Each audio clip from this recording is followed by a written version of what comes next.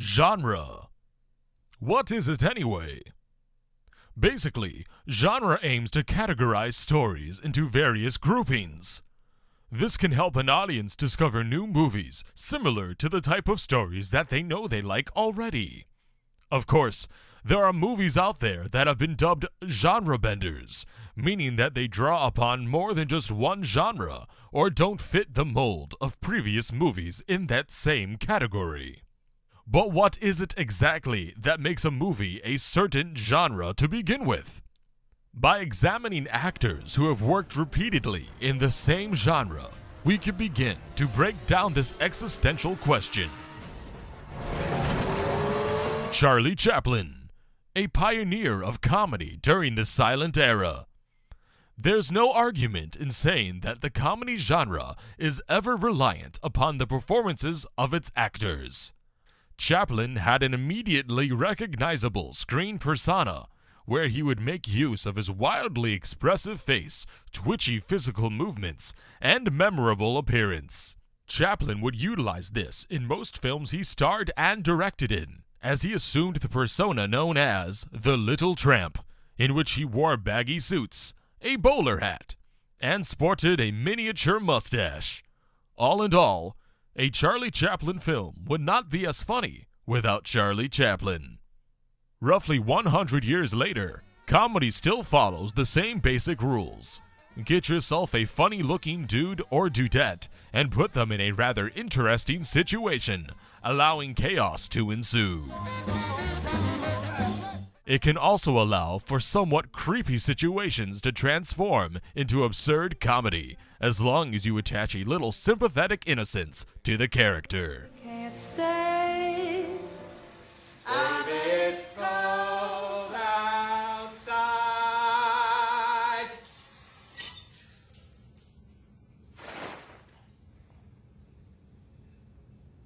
Get out! Don't look at me! Get out! A stark difference from that of Psycho. Comedy is all about the persona that the performer creates and instills. He's an angry elf.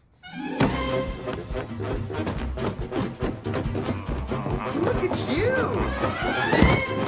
Many actors will work repeatedly in a given genre, thus becoming a synonymous marker of it, such as Humphrey Bogart in film noir. However, there are other aspects that create the look and feel of a genre time and time again. As an example, film noir often relies upon harsh shadows to symbolize the plot's mystery, as certain facts are kept hidden from the character along with the audience. Bogart often portrayed a lone wolf encompassed by a world of violent crime and corruption. This lends itself to the film noir genre repeatedly, as many films in this genre were dark and ambiguous. Difference what you thought of him. He was your partner, and you're supposed to do something about it. John Wayne, also known as the Duke, the face of the American cinematic western. Tall, unsentimental, inclined towards justice, and sometimes gregarious. These characteristics are present throughout many of John Wayne's films, as they add to the narrative within that genre. In other words, John Wayne pretty much always plays the same guy in a place with lots of sand. Take this example from the movie The Searchers, where Wayne has rescued his niece from a Native American tribe. There is a clear love and respect for Wayne from his family, but both he and they recognize that his violent, stoic nature will always keep him on the outside of family life. Wayne stands with a slight bend in his pose, his left hand poetically holding on to his right elbow, and soon he walks back out into the Monument Valley, all without saying a word, as he approaches nothing but bare desert landscape, cold, empty, and nothing more to live for, because what else is there in life for a grown man who dresses like an idiot child? That is the ultimate moniker for what we all know as the Western. Damn. Scarlett Johansson has accumulated a series of high-profile action films, most notably for her role as Black Widow in the Marvel Cinematic Universe. There are various reoccurring aspects in action films, including violence, guns, violence, martial arts, guns, death, and violence. Action films also rely on creating tension through music,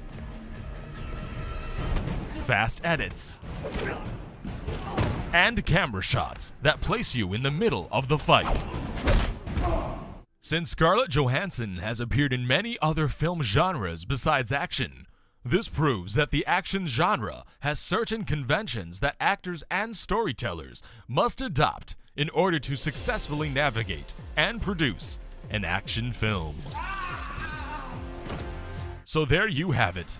While there are examples of actors who help define a genre, there are also instances where the genre itself defines the actor. Whether it relies on the actor's performance or the aesthetic that of which surrounds the performance. Each genre has its own set of rules.